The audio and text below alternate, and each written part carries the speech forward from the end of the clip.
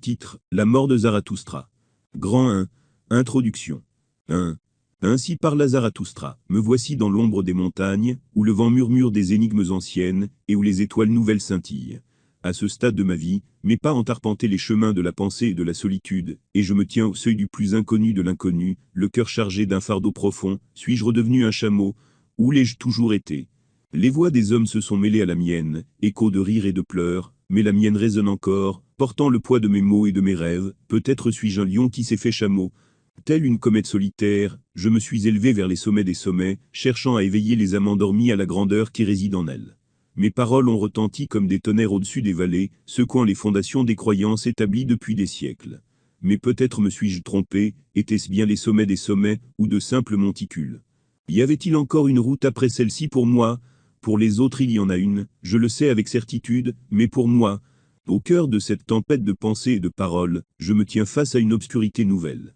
L'éclipse de l'âme, un doute qui perce les cieux étoilés de mes convictions, m'envahit telle une brume, à la fois épaisse et insaisissable. Où est la terre que je pouvais toucher de mes mains? Je ne trouve plus le sol. Et j'étais, le prophète d'une nouvelle aurore, ou simplement l'écho d'un vide infini?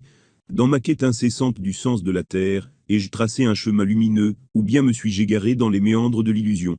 Je suis pourtant explosion créatrice, non, entendez le bruit de mes détonations. Les montagnes, mes fidèles compagnes de réflexion, gardent le silence en réponse à mes interrogations. Habituellement, elles me sifflaient des vérités terriblement belles. Et les étoiles, témoins silencieux de mes méditations les plus profondes, scintillent comme des énigmes insaisissables. Le crépuscule enveloppe mon être dans une toile sombre.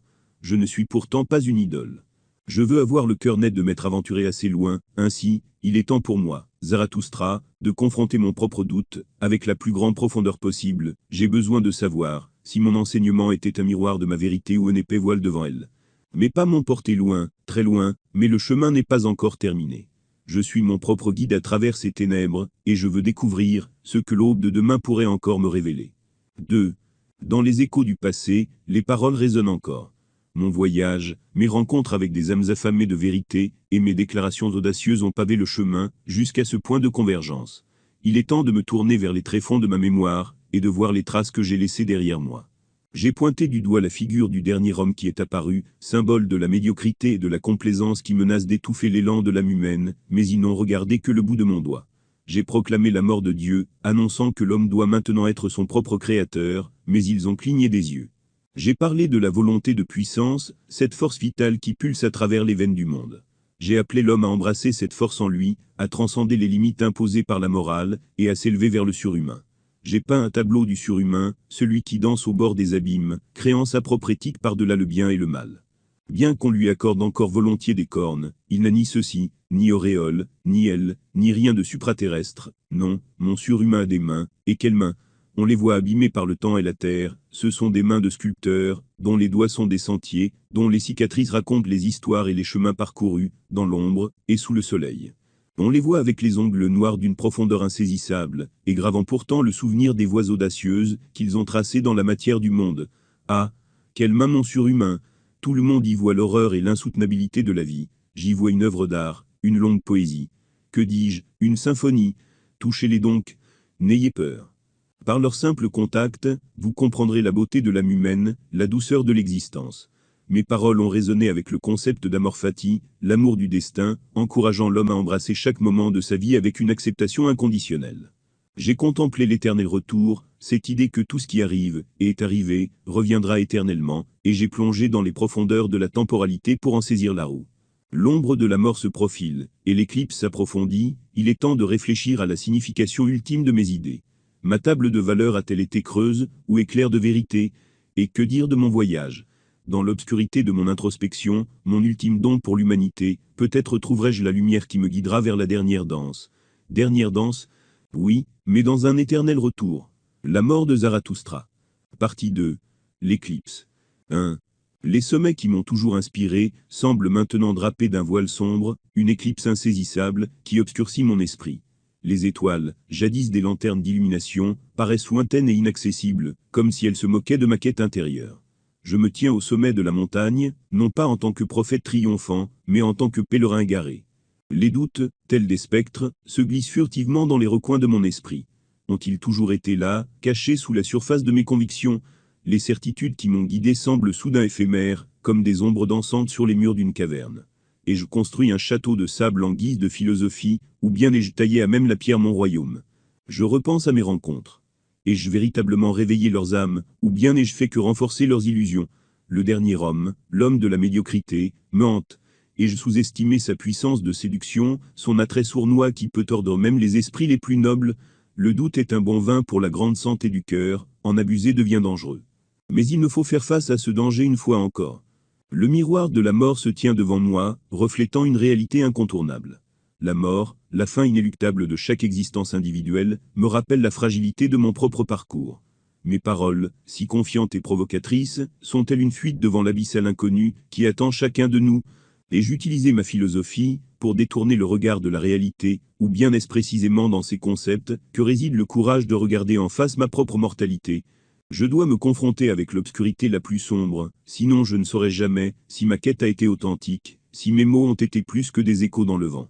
Voici, je me tiens devant l'abîme du doute, prêt à plonger dans les profondeurs de ma propre âme, une nouvelle fois, mais cette fois-ci, y aura-t-il un fond à ce saut? 2. Les idées qui m'ont autrefois soulevé semblent désormais pesantes, et je me demande si les fondations de ma philosophie sont solides, ou si elles ne sont que des châteaux dans le ciel.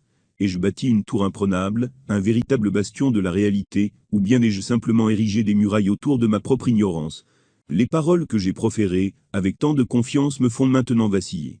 Le concept de volonté de puissance, si vibrant, me semble maintenant énigmatique et éloigné. Ai-je vraiment compris la nature de cette force primordiale, ou ai-je simplement rêvé de grandeur dans un monde chaotique? Les cris du surhumain, la figure que j'ai érigée comme modèle, fracassent le silence dans l'air. Un vertige me prend, une envie de vomir s'ensuit, tout ce que j'ai entrepris jusqu'à présent, ne serait-il que le reflet de mes propres aspirations inaccomplies? Et le dernier homme, cette ombre menaçante qui persiste, m'invite à regarder au-delà de ma propre arrogance. Ai-je pris en compte les réalités humaines dans ma quête du surhumain? Ai-je, par mon désir de transcendance, perdu de vue les besoins et les limites de l'homme terrestre? Mes enseignements ont-ils réellement ouvert les portes vers de nouveaux horizons, ou bien ai-je simplement créé des fantasmes pour les âmes en quête d'évasion? Suis-je un clown se faisant une farce à lui-même? L'amor fati, cet amour du destin, me confronte à mes propres faiblesses. Ai-je vraiment embrassé chaque moment avec une acceptation sincère, ou bien ai-je parfois résisté aux épreuves avec un cœur amer? L'éternel retour, une idée à la fois troublante et libératrice, m'oblige à faire face à la perspective d'une répétition éternelle. Ai-je vécu ma vie de manière à épouser cette répétition? Le pouvoir de la mort ne me permet plus de fuir, mais plutôt de me confronter à l'essence même de ma quête. Et j'étais, un prophète de l'authenticité ou un barde des chimères? Par-delà cette éclipse, la lumière attend peut-être de briller plus intensément. Dans le doute, je trouve un terrain fertile pour la vérité, et dans l'obscurité, j'espère découvrir la clarté qui me guidera vers une compréhension plus profonde de moi-même et de la destinée humaine. 3. Au milieu de cette obscurité intérieure, un dialogue silencieux se déploie en moi, un échange entre mes pluralités. Mon démon s'élève de l'abîme de mon être pour confronter mes pensées les plus profondes. Démon, pourquoi te réveilles-tu maintenant, dans ce moment où je suis plongé dans l'introspection la plus profonde, lui dis-je d'un ton empreint de curiosité et de résolution. Il sourit. Cher Zarathustra, n'est-il pas temps de confronter les ombres que tu as laissées dans ton sillage? Les étoiles ne sont pas seulement des guides, mais aussi des témoins. Elles voient les fissures dans ton armure de vérité. Je le regarde avec un mélange d'irritation et d'intrigue. Démon, n'es-tu pas le produit de mes doutes, une créature de mes propres contradictions? Il secoue la tête, et voici que les ombres dansent sur son visage. Peut-être que je suis plus que cela. Peut-être que je suis la voix de la prudence, de l'humilité. Tes paroles ont atteint des hauteurs vertigineuses, mais les sommets sont aussi dangereux que les abîmes. N'as-tu pas peur que tes idées ne t'élèvent au point de te perdre toi-même? Je sens un frisson de vérité dans ces mots, une brise froide qui coupe à travers mes pensées. Démon, ma philosophie est un appel à l'audace, à la rupture des chaînes. Ne devrais-je pas être prêt à risquer la folie pour la vérité? Son sourire s'approfondit, évoquant une sagesse perdue. La folie et la vérité marchent parfois main dans la main, mais il est sage de se demander si ce que tu as recherché, avec tant de passion, n'est pas aussi un miroir pour ta propre vanité. Ton voyage a-t-il été pour l'humanité, ou pour toi-même? Et si c'était pour toi, cela a-t-il servi l'humanité? Ces questions percutantes me font hésiter. Je sens que je suis sur le point de plonger dans un abîme de réflexion encore plus profonde. Non, dans une profondeur sans fond. Mon démon, avec sa présence inquiétante, me pousse à la confrontation intérieure, à une introspection nouvelle, différente. Grand 3. La quête de signification. 1. Sous le ciel nocturne étoilé, j'ai pris la décision de m'isoler dans les hauteurs où la terre et le ciel. Je m'assois pour méditer sur le sens de tout cela. Les vents murmurent des poèmes anciens. Je ferme les yeux, laissant la brise caresser mon visage, et je plonge dans l'océan de mes pensées. Les rêves et les visions défilent devant moi, des fragments de mon propre passé, des images de mes rencontres avec des âmes assoiffées de vérité. Chaque moment, chaque parole échangée, revit dans le théâtre de mon esprit. Dans cette retraite solitaire, je tente de rassembler les pièces du puzzle de ma philosophie. Chaque concept que j'ai évoqué, chaque vérité que j'ai professée, est scrutée à la loupe de ma réflexion. Ai-je été le messager de la vérité ou simplement un conteur habile? Mes intentions étaient-elles pures et égoïstes, mais sans ego? Ai-je réellement aidé l'humanité à se libérer de ces chaînes, ou ai-je simplement ajouté de nouvelles chaînes sous un déguisement différent? L'ombre de l'éclipse continue de planer sur moi, mais je sens que la mort ne m'effraie plus autant. Elle est devenue le gardien de la vérité, un rappel constant de la finitude humaine et de la nécessité de laisser un héritage qui transcende le temps. Les montagnes, avec leur silence apaisant, me parlent d'éternité et de patience. La vérité ne se précipite pas, elle se révèle lentement, au fil du temps. Je me perds dans mes pensées, dans les abîmes de ma propre âme, sans attache, me plongeant dans les profondeurs de l'inconnu, je coupe la corde qui me reliait à la surface. Chaque doute est un puits à explorer, chaque peur est un défi à affronter. Les échos des vallées lointaines me rappellent que je ne suis pas seul, que mes paroles ont touché des vies et des esprits. Et c'est dans cette communion avec l'univers, que je trouve la force de continuer ma quête. La montagne devient mon sanctuaire, le lieu où je défie l'obscurité intérieure et où je recherche la lumière cachée derrière les nuages du doute. Je ne suis plus le prophète triomphant, mais un chercheur assoiffé de vérité. 2. Alors que je médite ensuite dans le creux des montagnes afin de m'isoler encore plus, le silence devient mon compagnon le plus intime. Pourtant, même dans cette solitude, des présences énigmatiques émergent. Le lion, symbole de la force et du courage, apparaît devant moi, mais son regard est teinté d'incertitude. Zarathustra, est-ce que la force que tu prêches est vraiment la clé de la grandeur? Ou bien est-ce une autre forme de faiblesse, une obsession de puissance qui aveugle l'âme aux vérités plus subtiles? La chèvre, qui symbolise l'innocence et la simplicité, s'approche avec des yeux emplis de questionnements. Zarathustra, as-tu vraiment compris le cœur de l'homme? Tes discours sont complexes, mais l'âme humaine n'est-elle pas souvent guidée par des émotions simples et des besoins fondamentaux?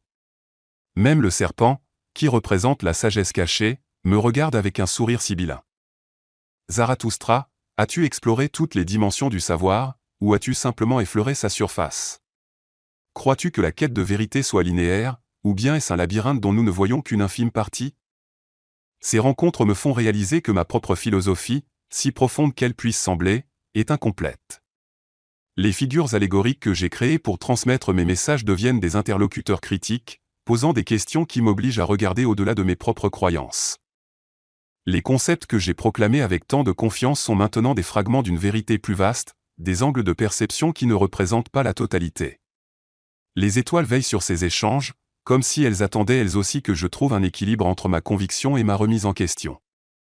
La quête de sens, dans sa profondeur infinie, se déploie devant moi comme un océan inexploré. Les présences m'enseignent ce que j'avais presque oublié, que la vérité est multicolore, qu'elle ne peut pas être saisie en une seule vision, mais plutôt en une symphonie de perspectives. Ainsi, dans cette retraite solitaire, ma quête de sens se métamorphose. Je ne cherche plus à imposer des réponses, mais plutôt à plonger dans la danse tourbillonnante des questions. Les figures, qui ont émergé de ma propre imagination, deviennent des guides vers l'exploration de l'âme humaine et des mystères de l'univers. 3. Alors que les étoiles scintillent au-dessus de moi, je me plonge profondément dans les concepts qui ont été au cœur de ma philosophie. La volonté de puissance, qui anime l'univers et l'âme humaine, est un torrent tumultueux qui défie toute tentative de la contenir dans des définitions étroites. Je contemple la nature même de cette volonté, en laissant mes pensées flotter librement comme si c'était elle qui dirigeait dans quelle direction le vent allait souffler. La volonté de puissance n'est pas une quête de pouvoir, mais une recherche de réalisation. Lorsque nous voyons le pouvoir avec nos yeux d'humains, trop humains, nous le voyons encore trop comme un mal et un bien, or, il n'est par essence, ni l'un ni l'autre. Il est l'essence même de l'évolution, la pulsion qui pousse chaque être à se réaliser pleinement, à déployer ses talents et à se transcender. Il est toutes les formes possibles d'existence. Mon propre désir de surhumain est une manifestation de cette volonté de puissance, une aspiration à atteindre des sommets de perfection. Un grand oui. Une danse avec les bacchantes. Et puis il y a l'amor fati, cet amour du destin qui m'invite à embrasser chaque moment de ma vie avec une acceptation inconditionnelle. L'amor fati est plus qu'une simple acceptation passive. Il est l'art et l'effort de trouver la beauté même dans les détails les plus infimes, même dans les moments les plus ordinaires. Chaque sourire, chaque larme, chaque souffle, peut-être sont-ils tous des fragments de toile terrestre qui se déploient dans le grand tableau multicolore de l'existence. La volonté de puissance et l'amor fati ne sont pas des concepts à enfermer dans des boîtes hermétiques. Ils sont des forces vivantes, des expressions de la complexité de la vie elle-même. Ma quête n'est pas seulement d'exprimer ces idées, mais de les vivre pleinement, de les intégrer dans la danse tourbillonnante de la vie. Grand 4, l'éternel retour. 1. Au cœur de cette méditation, alors que les premières lueurs de l'aube percent l'horizon, je me tourne vers une notion qui a été à la fois troublante et puissante tout au long de mon voyage, l'éternel retour. Tout ce qui advient, reviendra éternellement, chaque instant, chaque pensée, chaque sentiment sera répété infiniment. L'éternel retour est une spirale de temps qui défie la linéarité de nos perceptions, c'est en cela que c'est un concept difficile à appréhender. Pourquoi revivre encore et encore ? Quelle signification cela confère-t-il à notre existence fugace ? Dans ma quête de sens, je me tourne vers cette idée, je cherche à en extraire le jus d'une vérité encore plus profonde. L'éternel retour est un appel à la responsabilité, à la prise de conscience de l'impact de nos actions et de nos choix. Si tout ce que nous faisons revient éternellement, alors chaque action a une résonance qui se prolonge dans l'infini. Cela nous invite à agir avec intention et attention, à cultiver une éthique qui transcende notre propre existence immédiate. Et si l'éternel retour était aussi une célébration de la beauté de l'instant présent, si chaque instant revient éternellement, alors il est impératif de savourer chaque moment, de le vivre avec une intensité renouvelée. L'éternel retour ne signifie pas la répétition monotone, mais plutôt une danse éternelle, où chaque mouvement est unique et précieux, auquel il faut acquiescer. Vivre parfaitement l'éternel retour, c'est éprouver de la joie même dans la souffrance. Je pourrais danser même sous la pluie, dans la boue, avec les jambes coupées, et qu'est-ce que je rirais ? Alors, ai-je vécu chaque instant, avec la conscience que je le reverrai, que je le revivrai. L'éternel retour, dans toute sa complexité, me chante que la vie est une œuvre d'art en perpétuelle création. Alors que le soleil se lève, je reste plongé dans cette contemplation. L'éternel retour, une perspective qui peut changer la façon dont nous vivons nos vies, une symphonie complexe qui résonne au cœur de chaque moment. Et c'est dans cette symphonie que je cherche à trouver la clarté finale de ma quête. 2. Alors que le soleil atteint son zénith, je m'immerge dans la contemplation profonde du cycle. Chaque mort est suivie d'une naissance, chaque fin est le prélude à un nouveau commencement. La mort, avec son voile obscur, est un rappel inéluctable de la fragilité de la vie humaine. Je me tiens face à elle avec une résolution nouvelle. La mort n'est pas une négation de la vie, mais plutôt un passage vers une autre forme d'existence, une autre forme qui ne nous regarde plus, lorsqu'on parle de totalité, mais qui est encore nous, lorsqu'elle est partielle. Elle est le rappel que chaque instant est précieux. La renaissance dans le contexte de l'éternel retour n'est pas un retour à la vie, arrêtez donc de vous enivrer des arrière-mondes. C'est bien plutôt le renouvellement de l'âme, la possibilité de transcender nos erreurs passées et de créer de nouvelles voies vers l'authenticité. La mort et la renaissance, dans toute leur complexité, me rappellent que chaque instant est une opportunité d'évoluer, de grandir, de créer. Ici, maintenant, je me tiens entre les piliers de la mort et de la renaissance. Ainsi, les ténèbres de la mort ne sont plus effrayantes. La lumière de la renaissance ne brille pas simplement sur le futur, elle révèle les possibilités enfouies dans le présent. Je réalise alors que la mort et la renaissance sont les clés qui ouvrent la porte vers l'accomplissement ultime de l'éternel retour.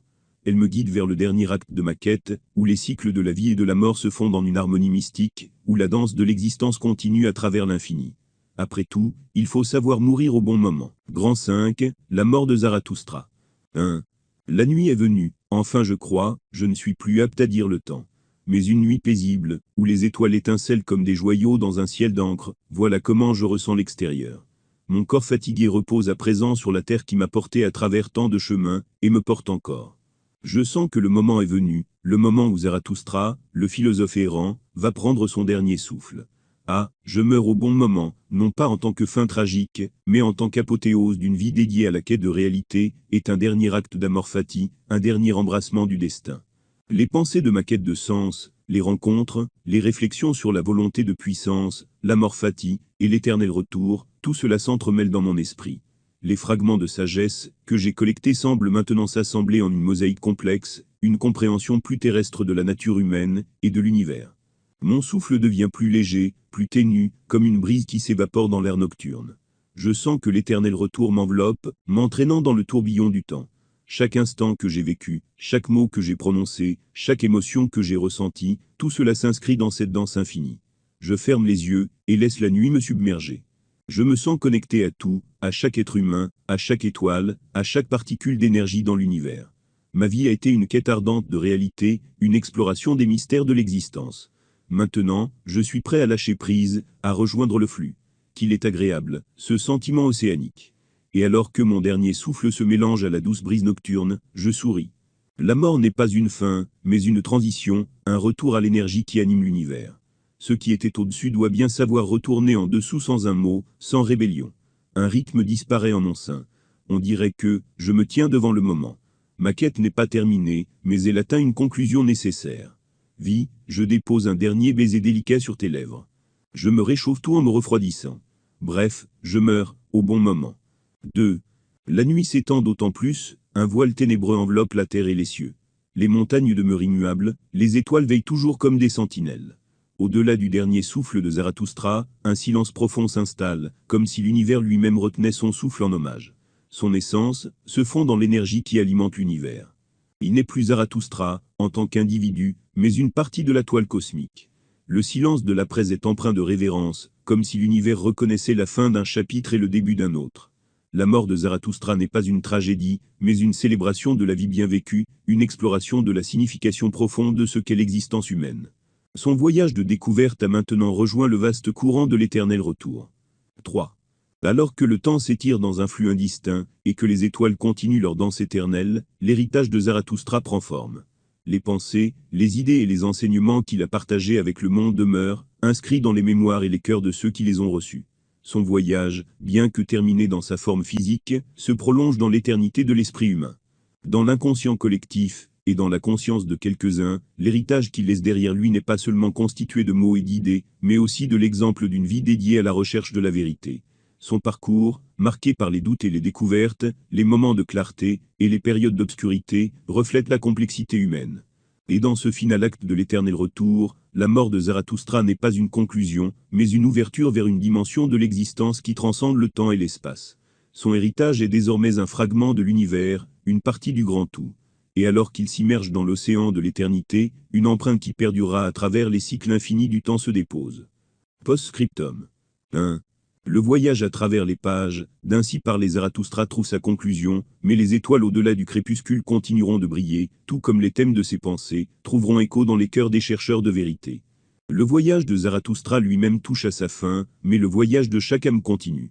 L'éternel retour, en tant que danse ininterrompue des cycles, est le miroir dans lequel chaque individu peut contempler sa propre existence. Le post-scriptum n'est pas une conclusion non plus, mais une invitation à poursuivre la réflexion, à explorer les horizons. Alors que cette fiction arrive à son court terme, je demeure convaincu que la quête du savoir est une étoile qui brille dans l'obscurité de l'ignorance. Le voyage de Zarathustra, exprimé à travers ces pages, se lie au vôtre, et ensemble, nous nous embarquons sur le sombre navire des chercheurs de lumière qui mène vers l'inconnu. Fin.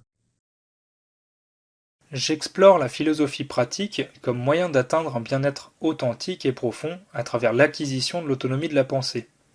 Et j'ai besoin de vous pour continuer cette aventure. Alors voici comment vous pouvez m'aider.